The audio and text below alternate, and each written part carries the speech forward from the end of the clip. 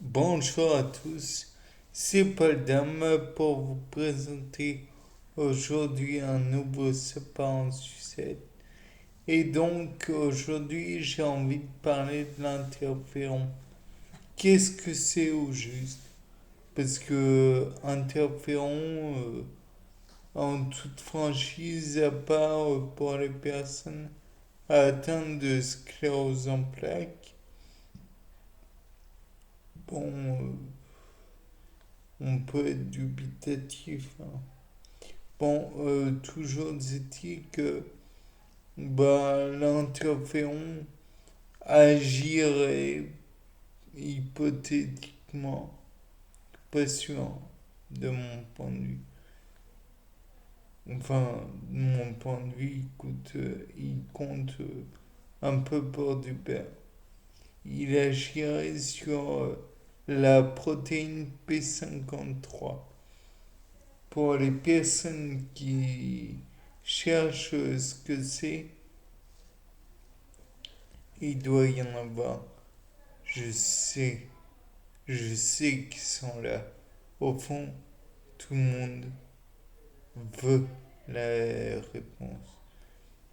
Eh bien, on le trouve par exemple dans le cas de papillomavirus, quand il parasite, enfin, perturbe le cycle cellulaire.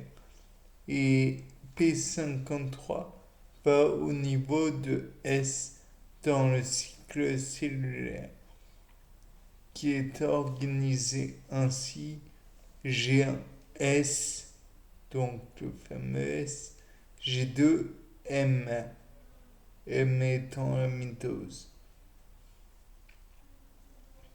Ce qui explique en somme pourquoi est-ce que la...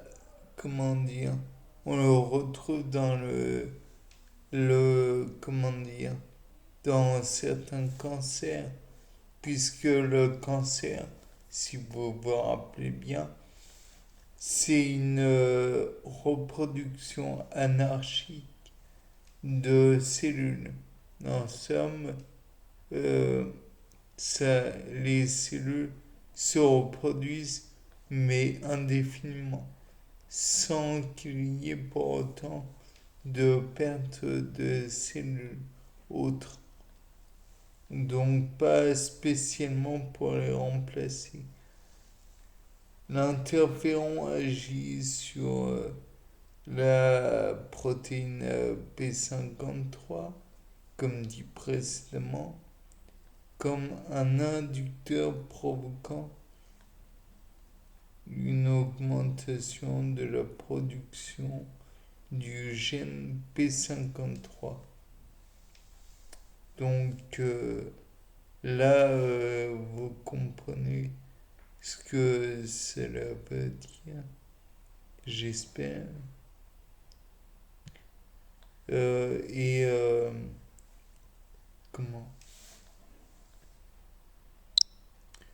Globalement, on peut dire que c'est un élément qui est utilisé dans les immunothérapies contre cancer pour, on va dire, non pas soutenir d'autres thérapies, mais être un adjuvant. Et donc, par la suite, dans le traitement du cancer, les interférons aident à non pas stopper, mais à bloquer un petit peu, bon, ponctuellement bien sûr, la croissance des cellules tumorales et arrêter la croissance des vaisseaux sanguins.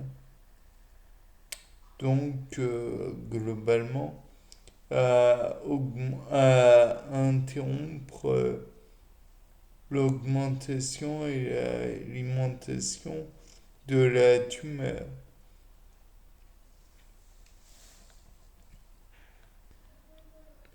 On pourra noter dans certains traitements que cet interféron a des effets proches des effets grippaux en fait.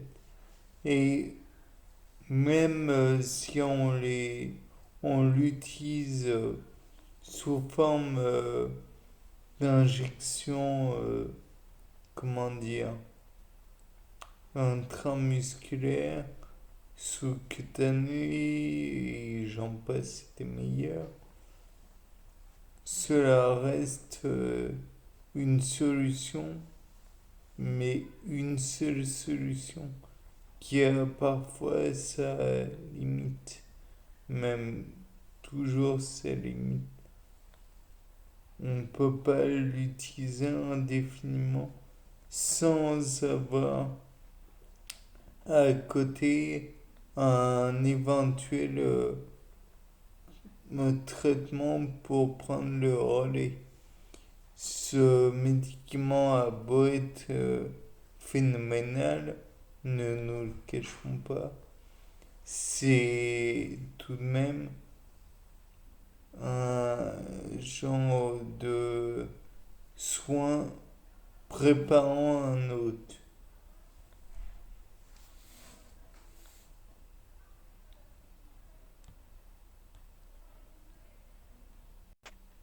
Il existe divers interférons, le alpha, le bêta, le gamma.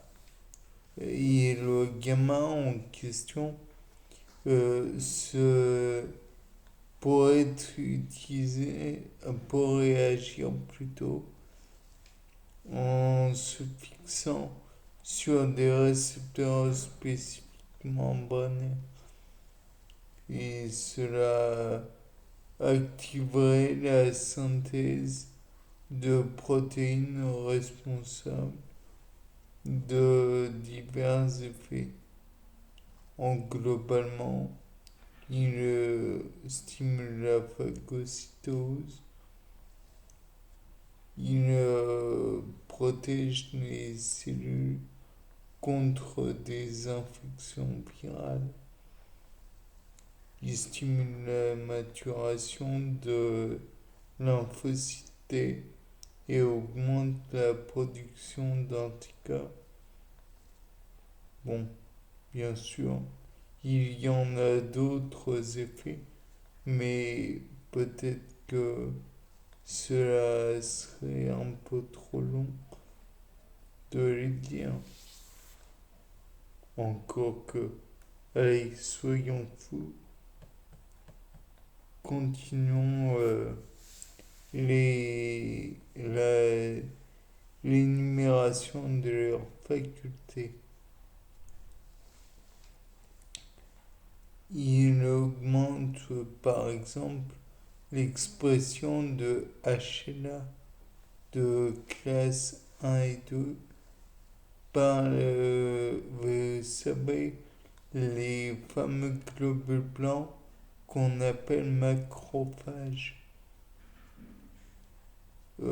Et par la suite, on pourra noter qu'il active les neutrophiles et les NK, natural killer. Donc de là, on peut dire que c'est une substance très importante. Bien, c'était Paul Dame pour vous présenter un nouveau sapin en sucette. Au revoir.